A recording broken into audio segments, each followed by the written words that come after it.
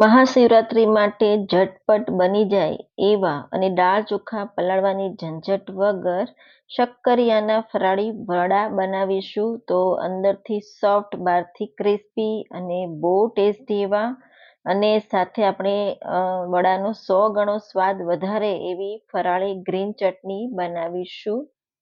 Hello friends, હું છું કાશ્મીરા પટેલ. તમારું સ્વાગત છે મારા કિચનમાં. આજે આપણે બનાવીશું તો ટેસ્ટી અને સોફ્ટ એવા વડા બનાવવા માટે મેં સૌથી પહેલાં અહીંયા આ રીતે શક્કરિયાને બાફી લીધા છે. તો મેં વરાળમાં જ બાફ્યા છે અને આ રીતે માટીની તાવડીમાં ઘી લગાવી શક્કરિયા મૂકી દીધા 20 મિનિટ માટે અને ઢાંકીને થવા દીધા. તો બધા શક્કરિયાને નાઈફથી અંદર સુધી આ રીતે આપણે ચેક કરી લઈશું. એકદમ સારા એવા બફાઈ ગયા છે. તો હવે આપણે વડા બનાવવા માટે મોરૈયાનો ઉપયોગ કરીશું. તો સૌથી પહેલા આપણે 1 કપ જેટલો મોરૈયો લઈશું અને મિક્સિંગ જારમાં આપણે એનો પાવડર રેડી કરવાનો છે. તો એકદમ સારો એવો ફાઇન પાવડર તો નહીં થાય, પણ અધકચરો પાવડર આપણે તૈયાર કરી લઈશું. તો તમે જોઈ શકો છો આ રીતનું આપણે પાવડર રેડી કરવાનો છે, કરી લીધો.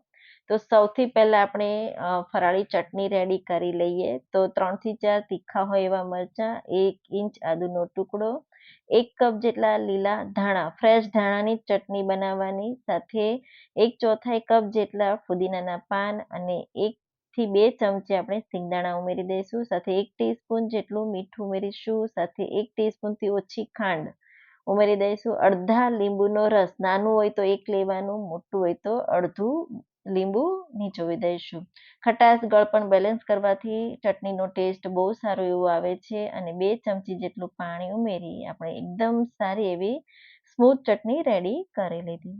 એક બાઉલમાં ટ્રાન્સફર કરી લઈશું. આ ચટણી બહુ ટેસ્ટી એવી બને છે. હવે આપણે એક કઢાઈ લઈશું. તો મેં અહીંયા નોનસ્ટિક પેન લીધી છે. તમે કોઈ સ્ટીલની કઢાઈ પણ લઈ શકો છો અથવા જાડા તળિયાવાળી કઢાઈનો યુઝ કરવાનો. કઢાઈમાં 1.5 કપ જેટલું પાણી ઉમેરી દઈશું. 1 કપ સામો છે મોરૈયો એટલે 1.5 ગણું પાણી ઉમેરવાનું. 1 ટીસ્પૂન જેટલું જીરું, 1 ઇંચ આદુનો ટુકડો છીણીને ઉમેરી દઈશું. 2 થી 3 લીલા મરચાં તીખાસવાળા હોય એવા લેવાના. 2 ચમચી કાજુના ટુકડા, 2 ચમચી આપણે કિસમિસ ઉમેરી દઈશું અને સ્વાદ પ્રમાણે મીઠું 1 ટીસ્પૂનથી થોડું ઉપર, અને એકદમ સારી રીતે બધું પાણીમાં મિક્સ કરી લઈશું. પાણીમાં એક બોઇલ આવે ત્યાં સુધી આપણે ઉકાળવાનું છે. તો તમે જોઈ શકો છો.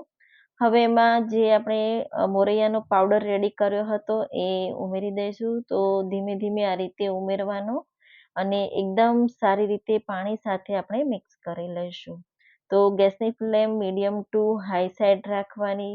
મોરૈયો આપણે પાવડર કરીને લીધો છે, સાથે શક્કરિયા પણ બાફીને લઈશું અને આ રીતે જ મોરૈયો આપણે થોડીવાર કૂક થવા દઈશું એટલે એકદમ સારો એવો કૂક થઈ જશે. બધું સારી રીતે મિક્સ થઈ જાય એટલે 1 ટીસ્પૂન જેટલું તેલ ઉમેરી દઈશું, જેથી વડા એકદમ સોફ્ટ બનશે અને એકદમ સારી રીતે બધું મિક્સ કરી દઈશું. તો મિક્સ થઈ જાય એટલે ઢાંકીને આપણે સ્લો ગેસની ફ્લેમ પર 5 મિનિટ માટે થવા દઈશું. તો 5 મિનિટ પછી મેં કઢાઈ ગેસ પરથી ઉતારી લીધી અને હલકું ઠંડુ થાય પછી આપણે શક્કરિયા ઉમેરી દઈશું.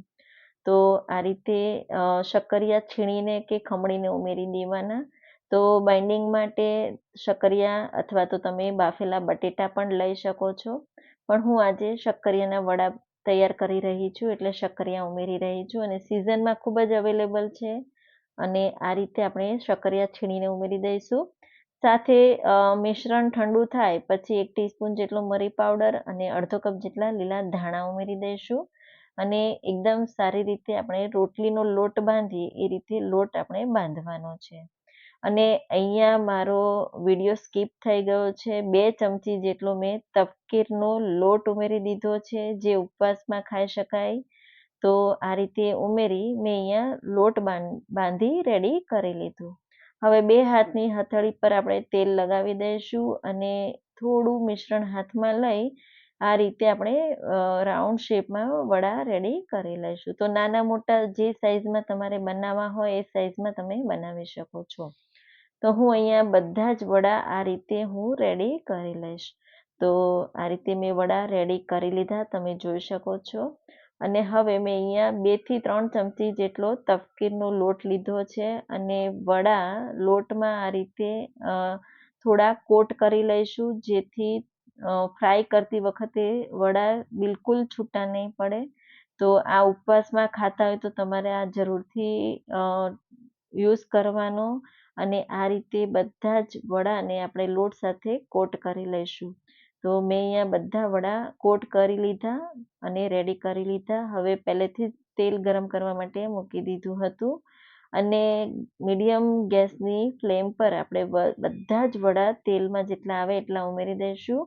ગેસની ફ્લેમ હાઈ સાઈડ રાખવાની અને તેલમાં બબલ્સ ઓછા થાય પછી જ આ રીતે ચમચીની મદદથી વડાની સાઈડ ચેન્જ કરવાની. તો અહીંયા આપણે લોટ બાફીને લીધો છે, શક્કરિયા પણ બાફીને લીધા છે, એટલે વડાને ફ્રાય થતાં ખૂબ ઓછો સમય લાગશે. લગભગ 5 મિનિટ જેવું થઈ ગયું. હલકા બ્રાઉન જેવા થાય ત્યાં સુધી આપણે એને આ રીતે તળી લઈશું. તો તમે જોઈ શકો છો એકદમ સરસ એવા વડા રેડી થઈ ગયા અને કિચન પેપર પર કાઢી લઈશું. એ જ રીતે હું બીજા બધા વડા રેડી કરી લઈશ. તો આ વડા અંદરથી સોફ્ટ, બહારથી ક્રિસ્પી અને શક્કરિયાના વડા તમે જરૂરથી ટ્રાય કરજો. મહાશિવરાત્રિ સ્પેશિયલ આ રેસીપી છે.